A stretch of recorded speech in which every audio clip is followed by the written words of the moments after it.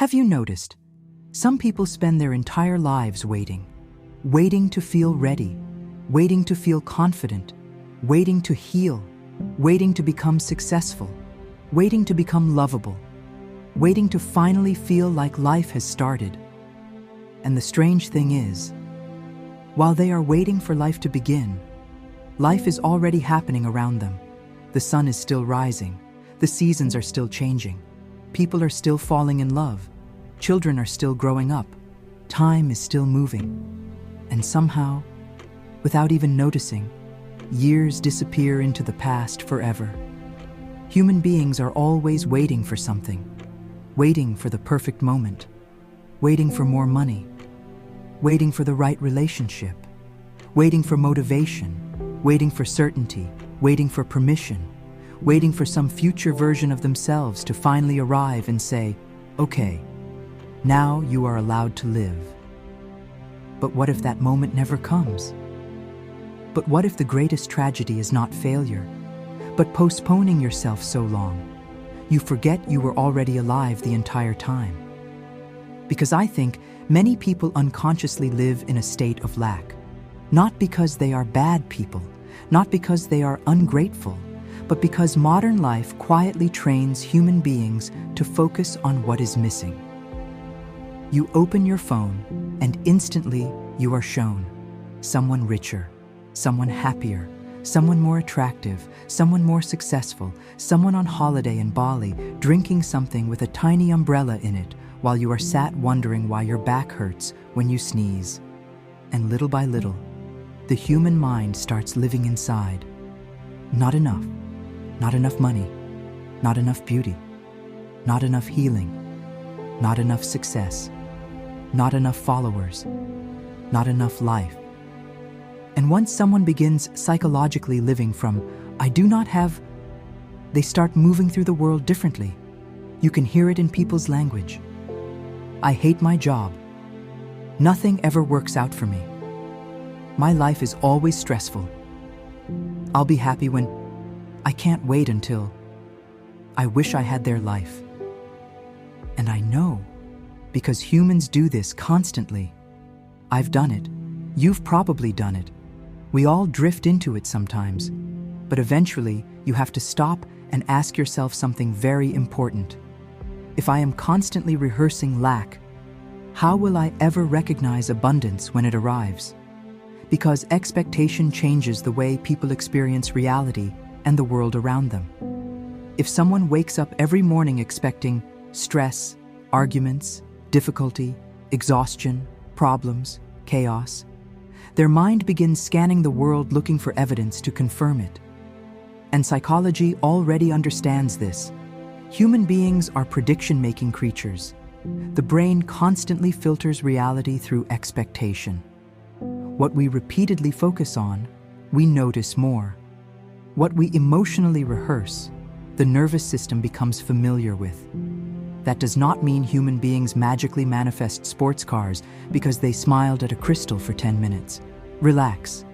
But it does mean your inner orientation toward life matters deeply. Because some people walk through life already believing nothing good happens to me, while others move through life with an entirely different energy. Not arrogance, not delusion, but openness, expectation, participation. A quiet sense that life is working with them rather than against them. And have you ever noticed, those people often seem to move differently through the world? Opportunities appear around them, people help them, things somehow align.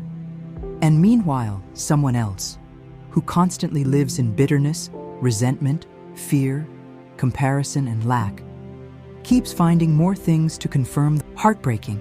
Humans suffer. Humans grieve, humans struggle. This is not about denying reality. It is about understanding that the way we psychologically meet reality changes the experience of living inside it. Because there is a huge difference between acknowledging difficulty and building your entire identity around lack. One is honest, the other becomes a prison. And I think many people unknowingly live as emotional outsiders to their own lives. Always watching, always waiting, always postponing joy until some future condition is met. I'll rest once, I'll start once, I'll love myself once, I'll be happy once. And meanwhile, life keeps moving.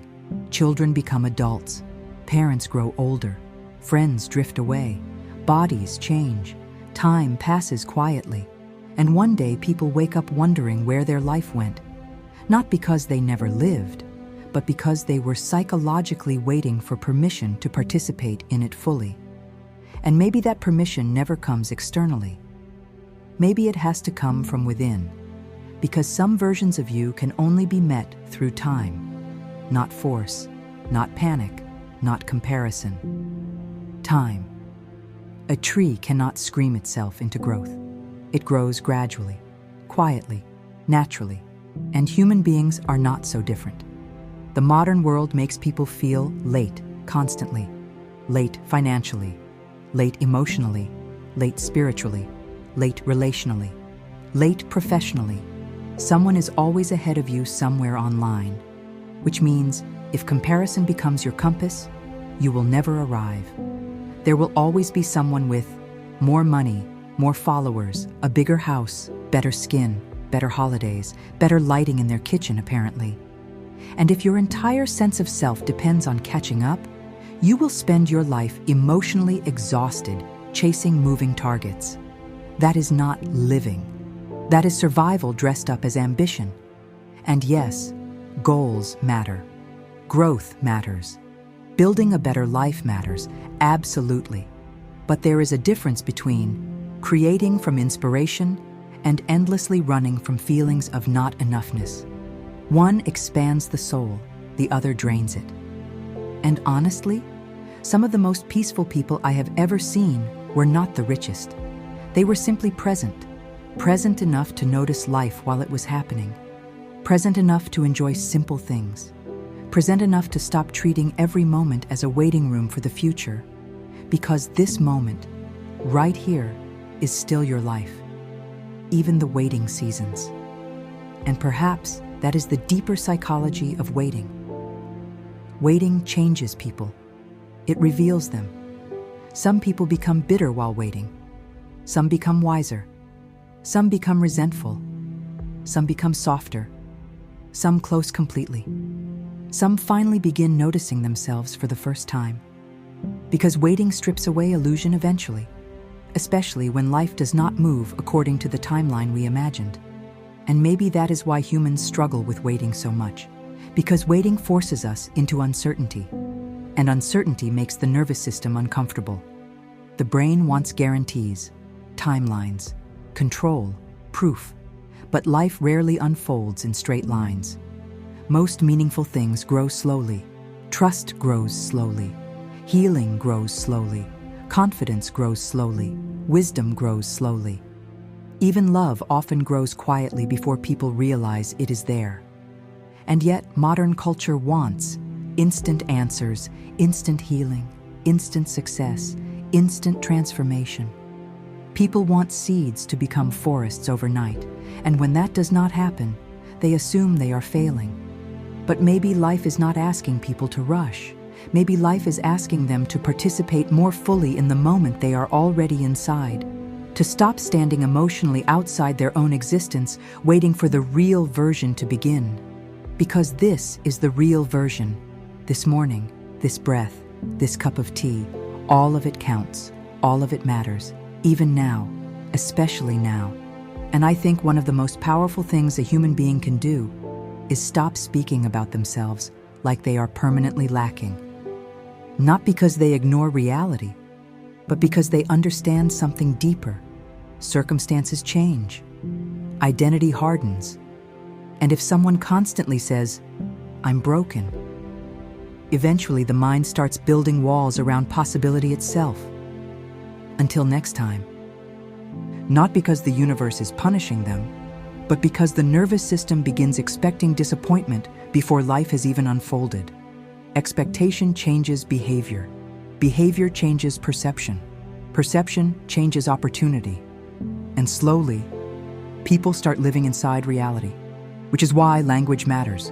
Not fake positivity, not pretending, but conscious orientation. I am healing.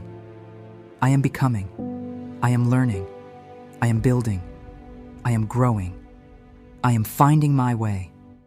That energy moves differently through the world because it leaves room for life to enter. And maybe that is the shift. Not waiting for life, but participating in life while becoming. That's different, very different. And this is the help I want to leave you with today. Stop treating your life like a waiting room. Stop postponing yourself until you become perfect.